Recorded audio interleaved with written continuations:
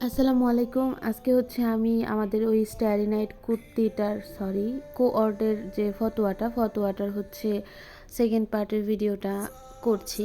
এখানে হচ্ছে আমি এই পার্টেও হচ্ছে ছবি অ্যাড করতে পারি নাই, কারণ ছবিগুলো এখন আমার ফোনে আসে না, এই কারণে ছবিগুলো অ্যাড করতে পারি নাই। আর এখানে হচ্ছে প্রথমে আমি সাদা রঙের বেস কালার দিয়েছি, তারপরে হচ্ছে হলুদ কালারটা দিয়েছি। অনেকেই বলতে পারেন আমি হলুদ কালারে কেন বেস কালারটা দেই নাই। আসলে হলুদ কালার নিজেই একটা লাইট কালার, এখানে হচ্ছে বেস কালারটা প্রয়োজন নেই। আর হলুদ কালারটা যখন আমি দিয়েছি তখন যথেষ্ট ঘন ছিল, এই কারণে বেস কালারটা দেওয়ার কোনো দরকার নেই। ঘন রঙে আসলে বেস কালারটা খুব একটা দরকার হয় না, ঘন লাইট কালারগুলা, ডিপ কালার না। কিন্তু ডিপ কালার আপনি যদি কোনো কাপড়ে দিতে চান তাহলে অবশ্যই ডিপ কালারের কাপড় হলে, ডিপ কালারের কালার হলে, যেমন হচ্ছে কালো রঙের মধ্যে আপনি মেরুন কালার ফোটাবেন, তখন হচ্ছে অবশ্যই বেস কালারটা দিয়ে বেস কালারটা ভালো করে শুকাতে হবে। শুকানোর পরে তারপরে হচ্ছে গিয়ে হচ্ছে এই মেরুন কালারটা দিতে হবে এরকম। কিন্তু হলুদ কালার নিজেই একটা লাইট কালার, আর লাইট কালারের তার উপর এটা আবার হচ্ছে ঘন রং, এই কারণে এখানে আমারটা বেস কালারটা দেওয়ার প্রয়োজন হয়নি।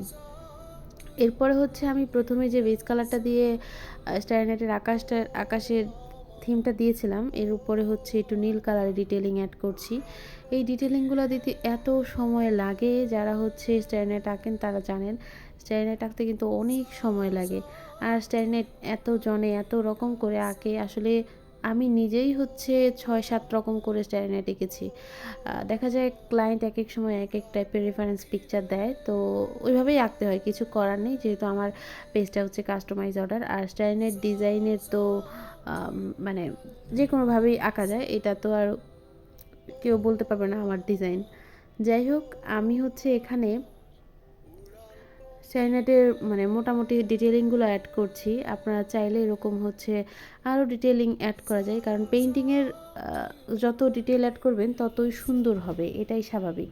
একটা কাজ আপনি যত সময় দিবেন তত সুন্দর হবে, যত চিন্তা ভাবনা করে আঁকবেন তত সুন্দর হবে। আমার কোর্সে যারা পড়ে আমি তাদেরকে সবসময় বলি, আপনি যখন একটা কাজ করবেন, যখন একটা পেইন্টিং করবেন, অবশ্যই সেখানে আগে চিন্তা করবেন আমি কি করছি, এটা করলে মানে করার পরে কেমন হবে, এই একটা কল্পনা, একটা চিত্র আঁকার চেষ্টা করবেন। তারপরে দেখবেন হচ্ছে যে আপনার কল্পনার সাথে আপনার আর্টটা মিলছে কি না, এটা অনেক ইম্পর্ট্যান্ট।